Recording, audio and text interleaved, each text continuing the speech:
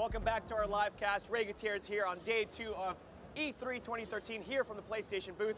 What an amazing day so far. I'm joined by this fine gentleman. We match. We totally did that on purpose. Steven Sinclair, creative director of Warframe. Dude, how does it feel? Warframe. Warframe. Yep. Warframe. Yep. It's a thug.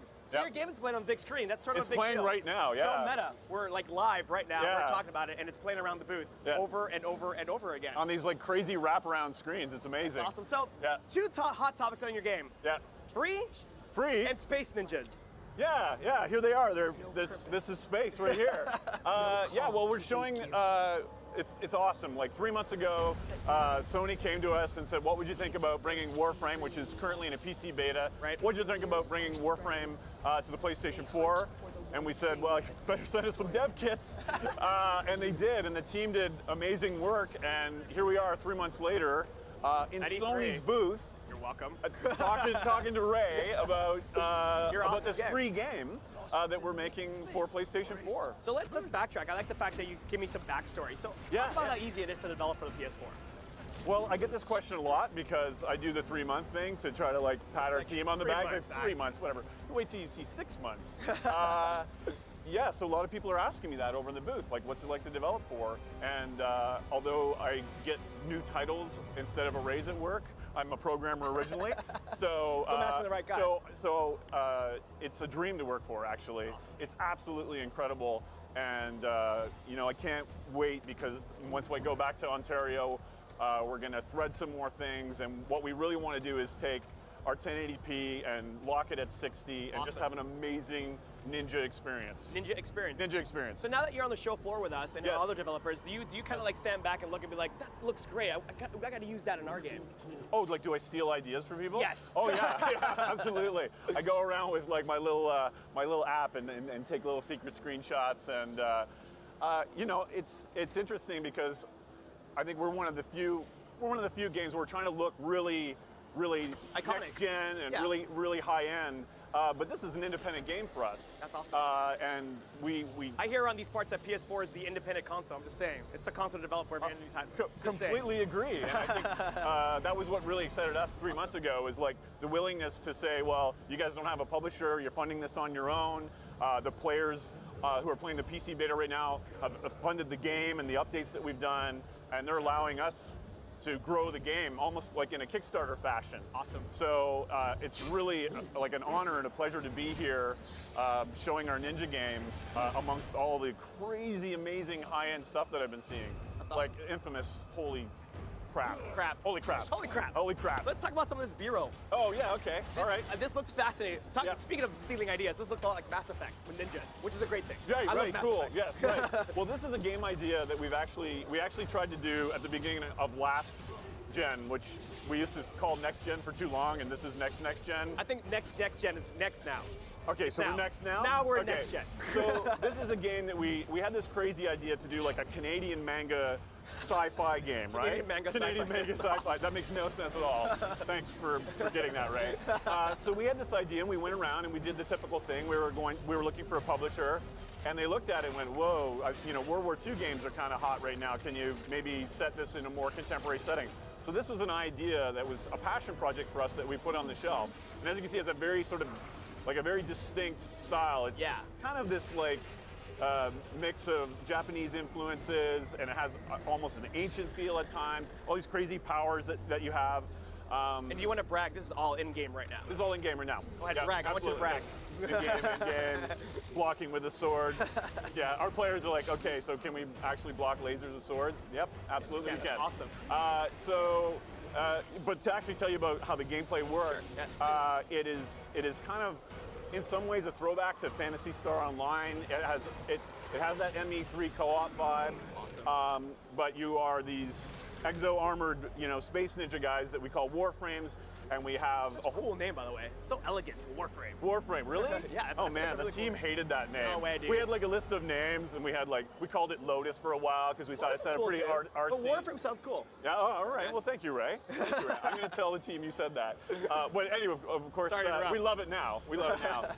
So The game is really kind of like an MMO light. You create your Warframe, all your weapons level up. Awesome. You find all these crazy artifacts that let you upgrade and customize it, and then you do boss raids with your friends. You build like a crazy clan. And what I'm really excited about for PlayStation players is when you get in a clan, you can actually build your own dojo with all your clanmates. Like, okay, this room goes here, there's an elevator, so there's a bit of like That's gonna be, I'm that guy. Are you that guy? I'm the interior decorator. Oh, really? Yeah, That's I'm sweet. that guy. Well, this will scratch that itch. So, you know, we've added stuff to the game just recently where you can build a dojo, build a sparring room, and then you like kneel down like I'm not supposed to move off my mark, but okay. you can kneel down like a ninja, and then you can spar with your friends. Right. But it really is, unlike a lot of the free-to-play games that we've seen, this is a PvE co-op focused experience, right? So we did it a little bit differently that way, and that's really worked out well for us. So now, is there a central villain? Because I see this badass dude walking around. Yep.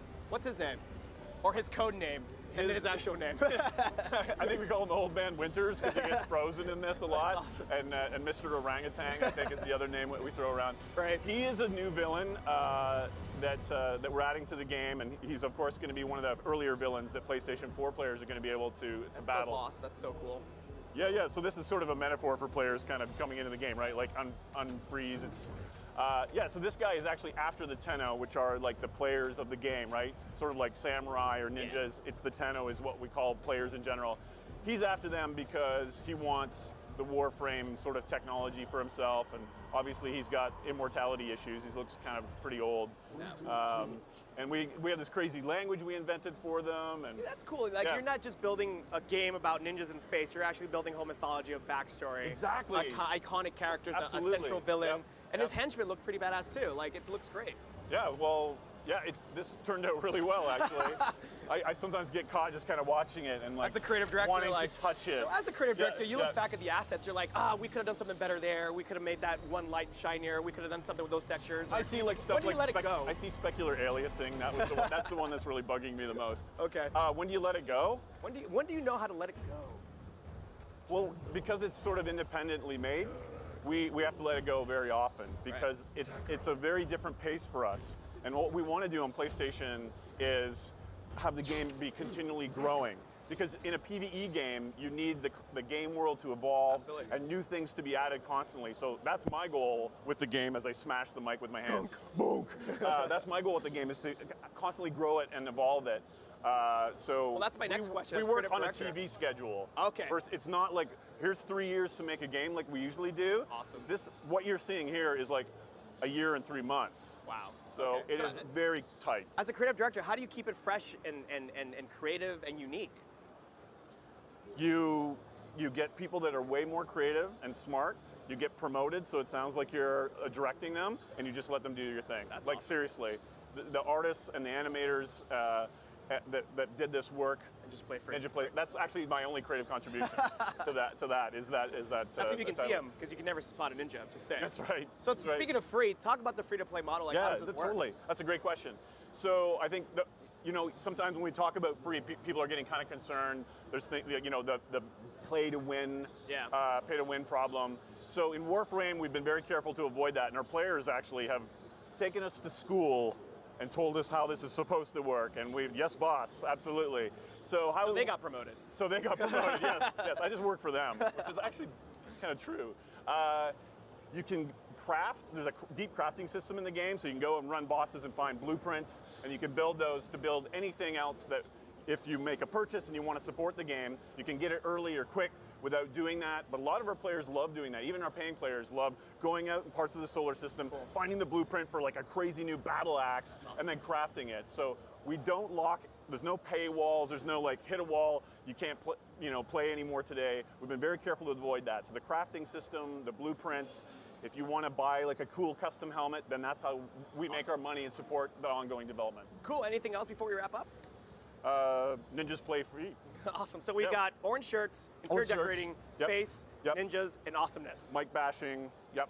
I think we're good. All right. Thanks, High five, brother. Dude, thanks for that, man. All right. The Watch Dogs live demo is coming up at noon today. So to get you ready as part of our Conversations with Creators series, here's an inside look at Watch Dogs.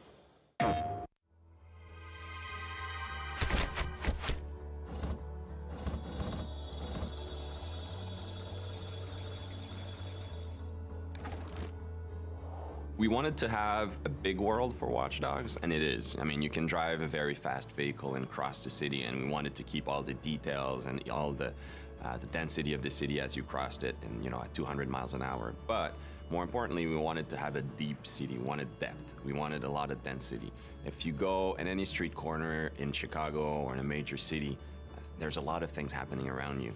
And we want to preserve all of that within Watch Dogs. Make sure that the city reacts to everything you're doing and that we preserve that detail that is so unique to a modern city in North America. So at the heart, it's the same game's vision, right? We're starting from a vision, and then Disrupt is a very scalable technology, very scalable game engine. So what we're doing is we're preserving the game experience, but if you play Watch Dogs on the PlayStation 4, we want to make sure that we use all of the console's capability. So all the game spiller we're able to make longer and stronger. All of the details in the game we're able to push forward. We have more details, more immersion. We're able to increase connectivity, increase the density of things. So it's the same game experience, but basically magnified on the PlayStation 4. It's not just the capacity of new machinery, it's also the capacity of players to create, to interact, to socialize. So when we started to talk about Watch Dogs to Sony, they got it immediately. It is the players and their behavior that will actually bring what next gen actually means. We're starting to make a machine that has to acknowledge how our society work, how our people interact with each other, how they play with each other. One of the things that we realized when we look at the PlayStation 4 is I think a lot of the things driving decisions for Sony were in line with some of the decisions that we were taking on Watch Dogs. I mean, Watch Dogs, one of our core pillars is connectivity. The first layer of it is the main character can connect to his whole environment. He can control the city, hack into any computer. But the game itself, we're applying it to the game. So the game is connected in many ways. So we want the player to be able to connect to Watch Dogs even through his mobile, be able to play directly with people who are on their console, who are on their PlayStation 4, even if he's on the bus. Basically being able to be attached to our game world, even when he steps out of the living room. We are definitely in Watch Dogs exploring very new way of expressing what online could be, what it means to be connected, especially in a game where connectivity is at the heart of it. We want the player to be surprised when he meets other players. We want him to be able to go from single player to multiplayer without having to go through a lobby, to menus, to various game settings. We want things to be natural. We want him to go to breach the wall between single player and multiplayer, if you want. I like to say that the best moments in Watch Dogs, the player is going to create them, and those are the moments we want him to go. When he goes to the office or at school the day afterwards, we want him to talk about it with his friends, right? Well, now if we're able to share a clip of that, it's even more concrete. It's your clip. You created that wow moment, and you can share a video of it. I feel like games are there to enable people to create, to think, to wonder. It's a lot more than just pressing buttons. Like, people need to never forget that when the player plays a game, his brain is extremely active, and he should be creating and filling the gaps as he plays. And I think that new machines like the PS4, their job is always to recognize that and give more power for a reason. Like, just provide more possibilities so that we can constantly grow that form of entertainment and make it better.